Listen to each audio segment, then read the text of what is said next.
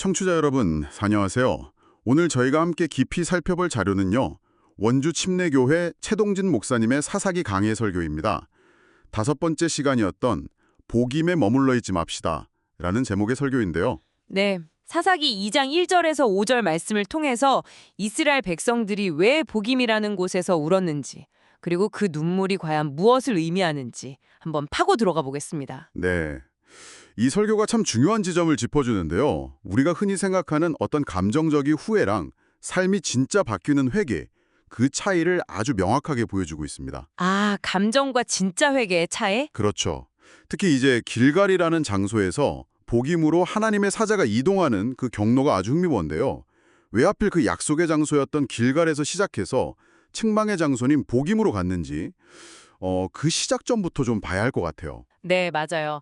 사사기 2장 시작이 딱 여호와의 사자가 길갈에서부터 복임으로 올라와 말하되 이렇게 시작하잖아요. 왜 길갈이었을까요? 그 장소가 특별한 의미가 있었나요? 길갈은 이스라엘 백성들에게는 정말 중요한 어떻게 보면 출발점 같은 곳이에요. 여호수아 5장을 보면요. 이제 가나안 땅 들어가기 바로 전에 광야에서 태어난 다음 세대들이 있지 않습니까? 네네, 2세대들. 그 2세대들이 할례를 행한 곳이 바로 길갈입니다. 이게 왜 중요하냐면 첫째는 우리는 하나님의 백성이다 라는 언약 백성의 표시이고 또 하나는 길갈이라는 이름 뜻 자체가 굴러갔다는 의미가 있어요. 애굽에서의 수치, 그러니까 노예 생활의 그 부끄러움이 이제 다 굴러가고 끝났다 이런 선언이죠. 아, 과거와의 단절. 그렇죠. 그리고 더 중요한 것은 그 할례를 통해서 너희 힘으로 가나안 들어온 거 아니다. 내 능력으로 들어왔다는 것을 하나님이 아주 강력하게 보여주신 사건이라는 겁니다. 듣고 보니 그 할례가 아브라함 이야기하고도 연결되는 것 같아요. 아브라함이 자기 생각대로 이스마엘을 낳았지만 그게 아니었고 하나님 능력으로 이삭을 얻었을 때 언약이 이어졌잖아요. 네, 정확합니다. 할례 자체가 사실 인간의 능력으로는 하나님의 약속을 이룰 수 없다는 상징적인 행위거든요. 죽은 것과 같은 상태에서 오직 하나님의 능력으로만 약속이 성취된다는 걸 보여주는 거죠. 그래서 길갈에서의 할례는 너희의 시작은 전적인 하나님의 은혜였다. 이걸 기억하게 하는 장치였던 거예요. 아, 그렇군요. 시작은 분명히 하나님의 은혜였는데 그런데 왜 그 은혜의 장소, 길갈에서 시작한 백성들이 복임에서는 책망을 듣게 되는 거죠? 분위기가 확 바뀌는데요? 그게 바로 하나님의 명령에 대한 불순종 때문입니다. 특히 이제 가나안 족속들을 완전히 쫓아내라는 명령이었죠. 여기서 이제 최동진 목사님의 설교가 아주 흥미로운 해석을 제시하는데요. 어떤 해석이죠? 보통 우리가 생각하기에는 남겨둔 가나안 족속들이 나중에 이스라엘의 옆구리의 가시가 될 것이다 이렇게 이해하잖아요. 네, 그렇게 알고 있죠. 괴롭히는 존재. 그런데 원어상으로는 그 가시라는 단어가 사실 없고 오히려 그들이 너희 옆구리가 될 것이다. 여기에 더 가깝다는 거예요. 옆구리의 가시가 아니라 그냥 옆구리요. 그 뉘앙스가 완전히 다른데요? 옆구리라면 아담에게 하와가 그랬던 것처럼 되게 가까운 존재, 심지어 애정을 갖는 존재를 의미할 수도 있는 거 아닌가요? 바로 그겁니다. 이 해석대로라면 이스라엘이 가나안 족속을 남겨둔 이유가 그들을 미워해서가 아니라 오히려 그들을 너무 사랑해서 혹은 아꼈기 때문이라는 역설적인 지적이 가능해지는 거죠. 와, 하나님보다 더 사랑해서 옆에 뒀는데. 네. 그런데 바로 그 하나님보다 더 사랑하고 아껴서 옆구리에 둔 그것들이 결국에는 너희를 넘어뜨리는 올무, 그러니까 덫이 될 거라는 무서운 경고인 셈입니다. 우리 삶에서도 혹시 하나님보다 더 사랑해서 내 옆구리에 딱 붙여두고 있는 건 없는지 한번 돌아보게 만드는 부분이죠. 야, 불순종의 이유가 미움이나 무능력 때문이 아니라 어쩌면 잘못 든 애정 때문일 수 있다니 이건 정말 새로운 관점인데요.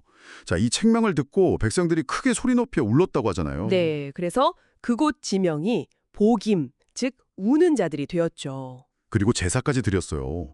이 정도면 정말 잘못을 뉘우치고 회개했다고 볼 수 있지 않을까요? 울고 제사도 드리고. 네, 겉으로 보기에는 정말 그럴듯해 보입니다. 눈물 흘리고 종교적인 행위까지 했으니까요.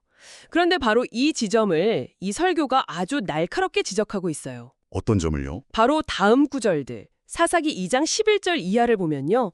이 백성들이 울고 제사 드린 후에 어떻게 행동하냐면 여전히 바알과 아스타다롯 같은 우상을 섬기고 하나님 보시기에 악한 길을 그냥 계속 갑니다. 아, 그 설교에서 나왔던 자동차 기어 비유가 딱 이 대목이었군요. 맞아요. 자동차 기어를 주차에 놓고 엑셀만 막 밟으면 엔진 소리는 요란한데 차는 한 발짝도 안 나가는 것처럼. 그렇죠. 눈물 흘리고 막 감정적으로는 후회하는데 실제 삶의 방향은 전혀 바뀌지 않은 상태. 최 목사님은 이걸 자복과 회개로 구분해서 설명하셨어요. 눈물 흘리고 잘못을 인정하는 감정적인 단계 자복에서 멈추면 안 된다는 거죠. 그럼 진정한 회개는 뭔가요? 진정한 회개는 거기서 더 나아가서 하나님을 등졌던 그 길에서 완전히 돌아서서 하나님께로 향하는 방향 전환, 삶의 실제적인 변화라는 겁니다. 엑셀을 밟는 게 아니라 기어를 주행으로 바꾸고 핸들을 돌리는 행위가 필요한 거죠. 그렇군요. 복임의 눈물 그 자체에 머무르면 안 된다는 거네요. 감정적인 카타르시스나 형식적인 종교 행위가 중요한 게 아니라 삶의 운전대를 실제로 돌리는 그 행동이 진짜 회개다. 네, 핵심은 바로 그 돌이킴입니다.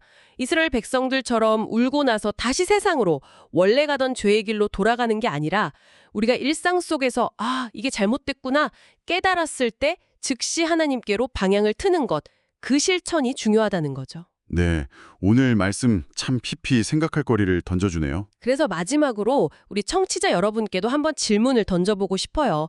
여러분의 삶에서 혹시 복임의 눈물에만 머물고 있는 영역은 없으신가요? 거기서 그치지 않고 진정으로 돌아서는 행동으로 나아가려면 구체적으로 어떤 발걸음을 뗄 수 있을지 한번 조용히 생각해 보시면 좋겠습니다.